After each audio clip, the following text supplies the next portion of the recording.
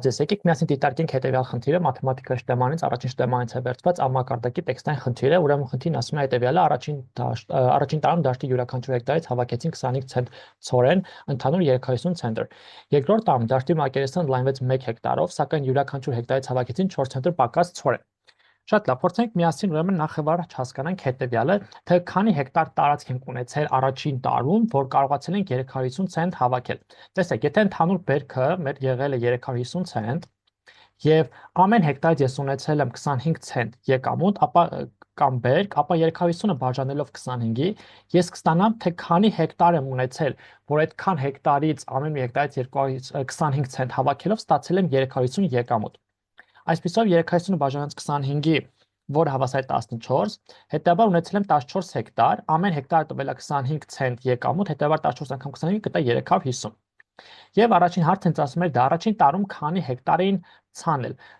պատասխան 14։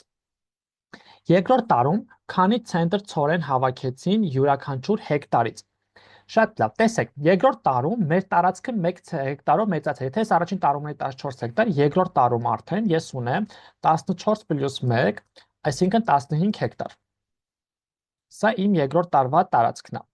Սակայն երկրորդ տարում ամեն հեկտարից ինքը արդեն 4 ցենտով պակաս հավաքի, եթե առաջին տարում ինքը հավաքում էր 25 ցենտ, ապա երկրորդ տարում կհավաքի 25 հանած 4, այսինքն 21 ցենտ։ Սա կլինի 1 հեկտարի համար։ 1 հեկտար։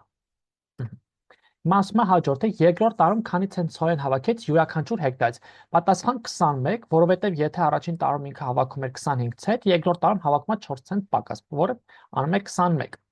Երրորդ հարցը։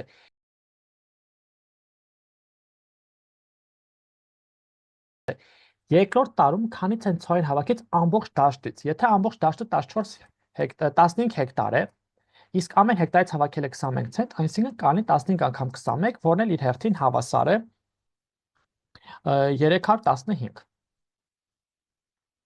Պատասխան 315։ Եվ վերջիվերջո արդեն 4-րդ հարցը։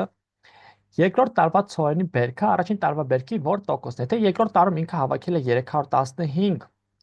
ցենտ բերք, իսկ առաջին տարում 350, ուրեմն պետք է հասկանանք թե քանի տոկոսն է։ Ոնց կարանք սա լուծենք։ Սա լուծելու համար եկեք վարվենք հետևյալ կերպ։ Ուրեմն այս մեր 350 ցենտը եկեք նշանակենք առաջին տարվա բերքը, նշանակենք, որ ինքը 100%-ն է։ Սա 100%։ Իսկ արդեն երկրորդ տարվա բերքը, որը իր հերթին կազմում է 315։ Սա նշանակենք x%, որտեղ ուզում ենք հասկանանք, թե սա քանի տոկոս է։ Եվ այստեղից եկեք գտնենք x-ը։ X-ը այստեղից հավասար է, կատարենք խաչաձև բազմապատկում։ 315 անգամ 100 բաժանած 350-ի։ Այսպես։ Սա հավասար է։ Նո այստեղ 0-ն 0 հետ կրճատվում է, այստեղ 5-ը 2-ի հետ է կրճատվում, ստե լինում է 7, 315-ը 7-ի հետ կրճատելուց լինում է 45, 45 անգամ 9 90։ Հետաբար x-ը հավասար է 90%, այսինքն 315-ը 350-ի 90%-ն է։